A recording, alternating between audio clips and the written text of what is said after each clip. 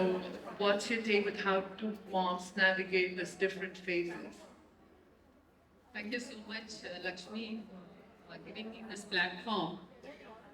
And I'd just like to say that when it comes to enhancing child development, I think one of the most important things for us to understand is that yes, parenting, you have to customize according to the age of your child. And that's really important. And that's exactly the reason why you need to understand child development yourself as a parent and a mom. Because most of the time, like we just heard, but even if you look at temperament, we are all born, we are very special and unique individuals. None of us are the same. Even if you look at our own selves, our siblings, we are all kind of brought up in the same environment, but we turn out very different. That's because we are special, we are very different. And that's very true for our children. And that's the reason, irrespective of how your child is, you need to come from a place of acceptance, having realistic expectations from your children and from your own self. So I keep telling all moms, like I think self-compassion and self-forgiveness is so important. Parenting is not about being a perfect person. Because right from childhood it's been drilled into you. Practice makes perfect. So if you want to be the perfect parent, learn everything and do the perfect way. And I say no, practice makes progress. Practice doesn't make perfect. And that's what we all need to do. And that's why it's important for us to understand child development from a very different perspective. You obviously wouldn't handle a 15-year-old the same way you would a 2-year-old, right? So, having said that, there's one thing which is very important. Whether your child is 2 years old or your child is 16 years old, you have to come from a place of collaboration. So, we all talk about democracy everywhere, and there has to be democracy at home. So, we are not looking at extreme styles of parenting where either the parent is the boss or the child is the boss of the house. Because every time when we talk about power struggles, it's all about, the parent comes from a stand and says that do as I say. And I keep talking to parents and I say that it's do as I do and not do as I say. Unfortunately, we are so fond of correcting, directing, and giving instructions and threatening and wanting our parents. So when you come and say that my child doesn't listen to me, so I have a question to ask: do you listen to your child? And as kids are growing and developing and becoming teenagers, I often ask this question. I said, God has given you 2 ears and one mouth. Just think, what is it that you use more with your child? So, as your child grows older and becomes a teenager, it's super important that you start using your ears more. Otherwise, you have kids tuning out all the time. They say, we're just waiting for you to finish. And then I'll do whatever. And that's exactly the reason it's very, very important for us to understand, how to nurture our children and understand brain development from a deeper perspective. So, like you heard just now, it's very important to know that our brain has, overall, mota mota, you can say you have a rational brain and you have an emotional brain. And how many of you know when the brain matures? Any ideas? At what age do you think? Because you often tell our teenagers, no, like, so you're old enough. Why can't you do things yourself? And then sometimes you tell, you're still a child, so you better listen. So I said, make up your mind. So when do you think brain matures? 21. 21. Yeah, good. I'm glad. Some said 30, but some they keep going, right? Yeah, Like, especially when it comes to husbands, we always say, like, talk about neuroplasticity. Right. You have the capacity to learn all your life. Having said that, what's important to understand is that yes, brain matures only by 23 to 24 years of age, and you do get lots of windows of opportunity to develop this brain.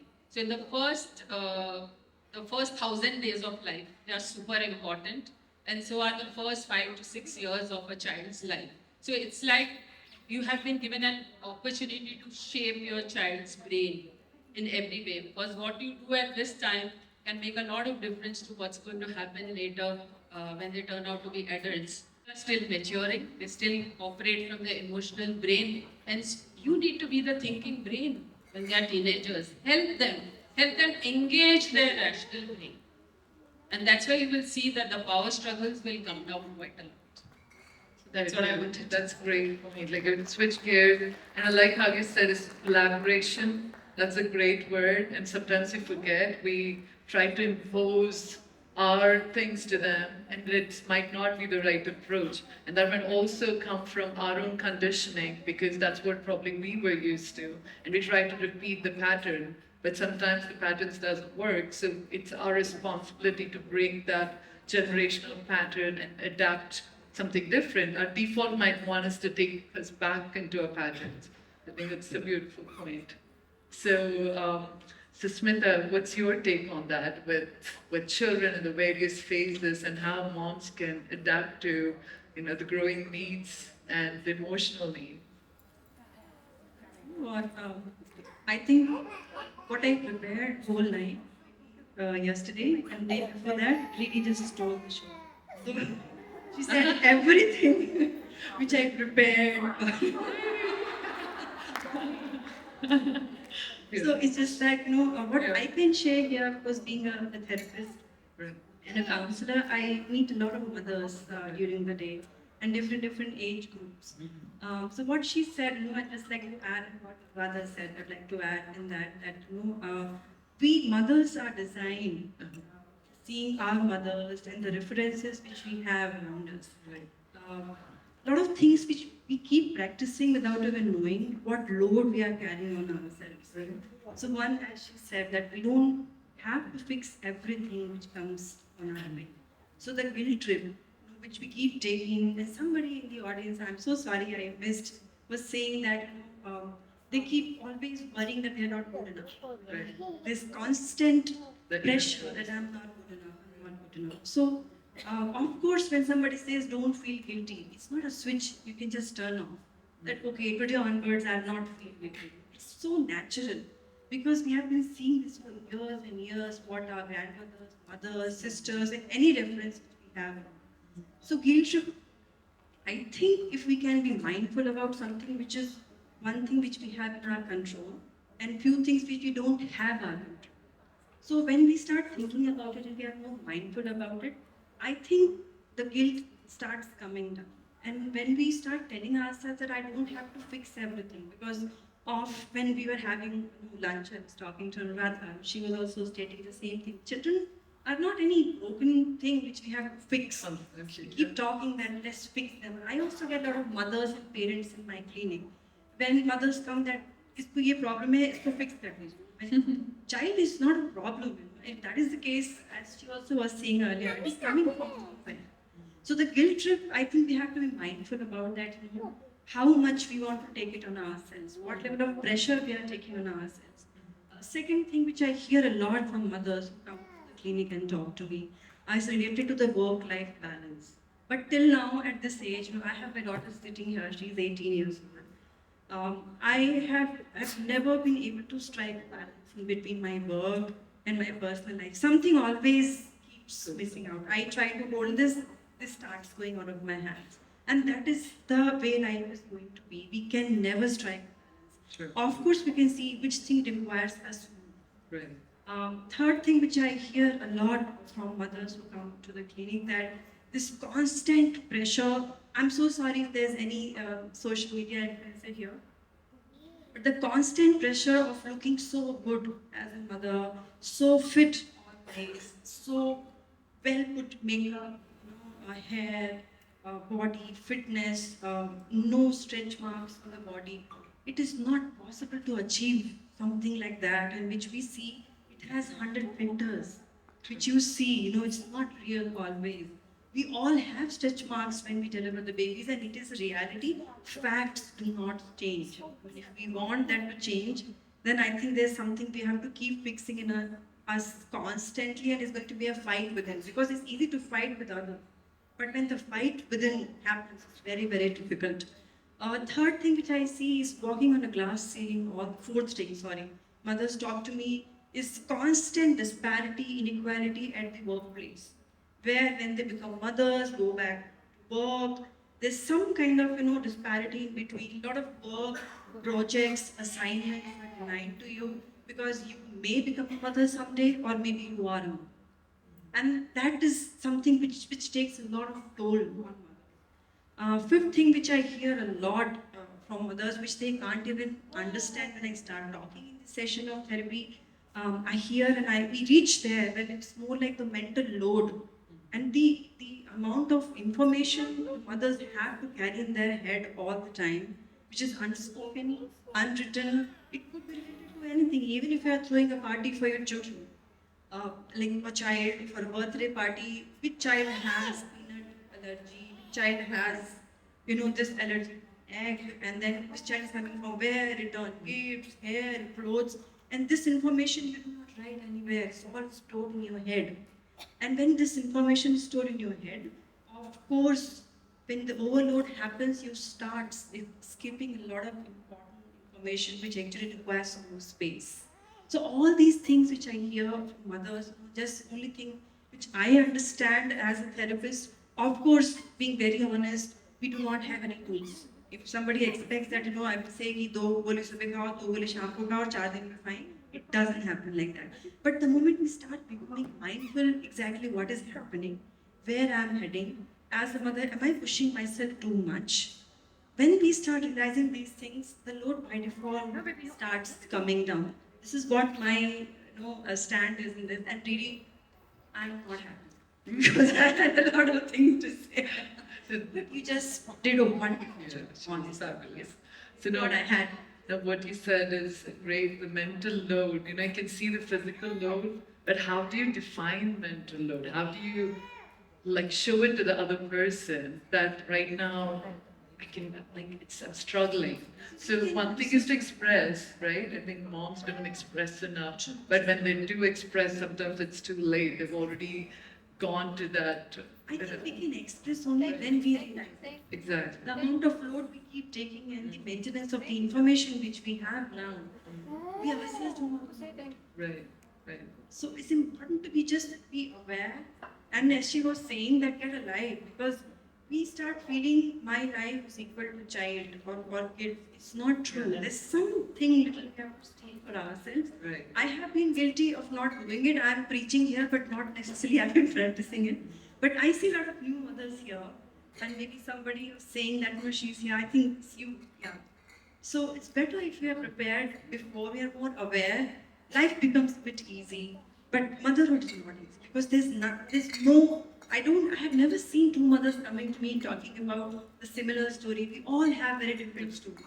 So one example, one tool doesn't fit into it. Right. Being aware helps. Being a bit focused, I think helps. Where we know that this time I want to give to myself as well. Rest of the things fall in place. We don't have to push ourselves too hard. Right.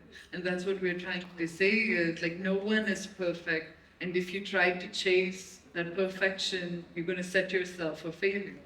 You need to figure out what works for you and just be in that space and not fall into the social media pressure of what's working for somebody else, because their lives, you don't know what's going on in their personal life or their mental space.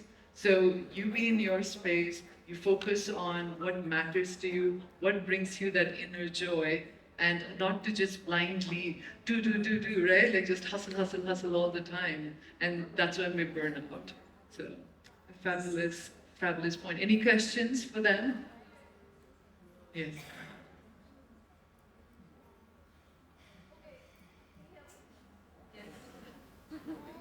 Okay, as you, I think previous session and this session, I think something got cleared. I mean, we obviously have childhood trauma, and I have a 2.5-year-old, and I think my mom is kind of not very emotional. Like she was a working woman, and she did not have a lot of time for me. I grew up like that, and when I had my child, I had a fear that I'm going to become like her, and in a sense, I was like that.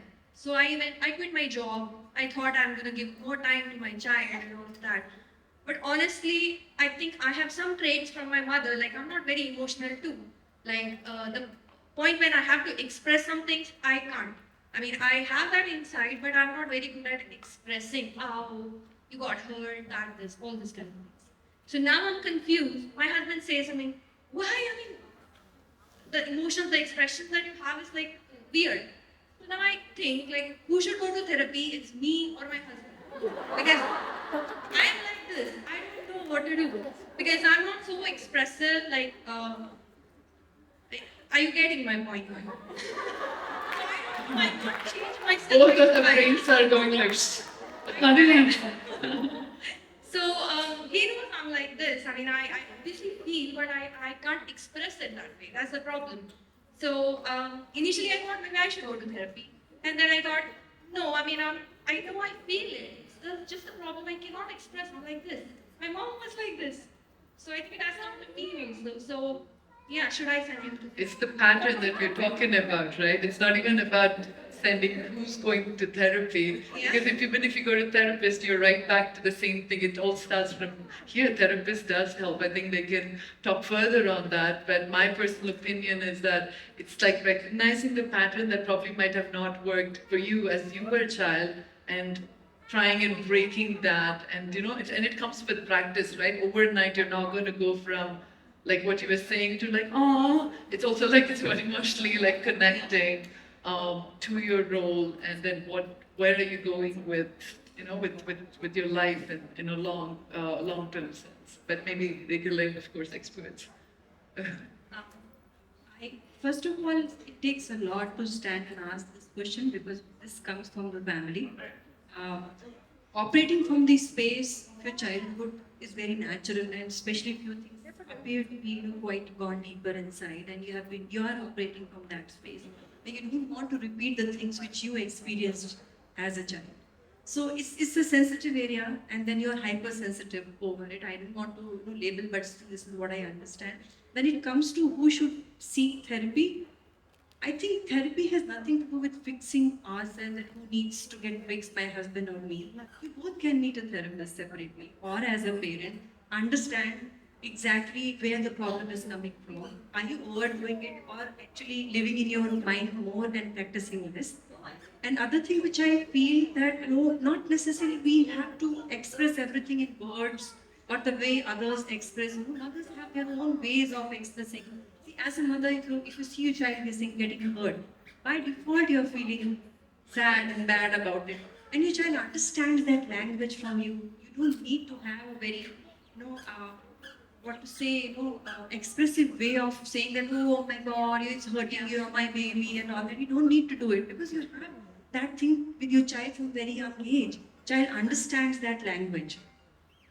Don't try to become that person where you feel I need to learn to articulate well and say in a way where my child understands. Your child understands you because the day that you became the mother, or the day the child was born, you became the mother. You both know each other pretty well. Other thing, when it comes to the therapy, nothing wrong in meeting individually both of you and then seeing how it works together. If they want to, or he or she wants to meet both of you as a parent will help better. But child is just 5. I think you can wait for some more time. 2.5. 2.5. Okay, then you can wait even mature. Can I ask one more question? I mean, this is real quick. So it's just a small family, me, my husband, and my son. So he's 2.5-year-old, as I said. Like most of the things I get done by putting him in front of the TV. He eats his food. He does everything. That's working. It's not that whole day he's watching TV. But while eating food, and if I have to give him some snacks, he just eats everything. I mean, nothing that he skips. But TV is working. In a way, he's addicted. While eating food, TV is required. But everybody in the world suggesting me against it. So I would like to know your take. I mean, what is it like? What we ideally, I think this is a problem with most of the moms. Just want to understand like what is the right way. Maybe She's she's the right right. person for that. Thank you so much for asking that question because I was about to. We were almost discussing having that topic because it's a huge issue, the digital addiction and thing. So I'm really glad you brought that point up because, being a pediatrician, I come across parents, and now all the parents who are currently sitting here all belong to the age where they are practically grown up with digital media. So obviously it is very closely intertwined with our lives, our parenting, and with our children as well. Having said that, of course, I don't want to go into the guidelines which have been set for different ages. What's really important to understand is that, especially after COVID, we have seen a huge impact on children who have been online. And this we are seeing in the form of speech delay, developmental delay, and all other kinds of social anxiety, school phobia, and the list goes on and on. And that's exactly the reason why we need to understand how to use screen in a positive way for our children. It's not about saying no to it. We can't say no to it. That's the situation today. But there are few things which are very important. There's one take-home message which I can give all of you when it comes to screen. There are 3 places in our house where the mobile or any kind of screen should not be there. One is the bedroom, second the dining table, and third the bathroom. And along with all of this, there's one important mantra, because we have all started using the phone as a babysitter. My child is hyperactive, so if I have to make them sit, then the phone is the only solution I have. If my child is crying, in fact, a 3-month-old comes for a vaccination and there's a mother showing the phone saying, "Just give me." You know that the child is not focusing on it. So that's how closely we relate with this technology that has been given to us. So it's very important for us to role model. And as parents, we have the strong responsibility of showing our kids how we are using media. If we are constantly sitting at the dining table and checking our mails or going through WhatsApp and focused on our phone, what is it that we are showing the child? They are going to do what you do because they mirror you. Kids have mirror neurons, especially in the first 5 years. The brain is, the neuronal cells are connecting millions of them every second. And whatever you do and say is getting hardwired into their brain. And that's exactly the reason why we speak about adverse childhood experiences. Because this, you have an opportunity there. So what you do gets hardwired into the child's brain. So this is an opportunity for you. And one of the opportunities is to avoid using the screen, especially at meal times. I remember as a child, we used to have this practice where kids would be very fussy. Today, the most important problem is kids are fussy, they don't eat. So that's why you put the phone in front of them and they just follow the food. They don't even see what they are eating. So eating is not just about swallowing something. It's about engaging with food. It's learning the textures, looking at the colors, enjoying it, and enjoying the company. So eating together is another message that I would like to give all of you. Please try your best as a family to eat together, minus all the gadgets at home.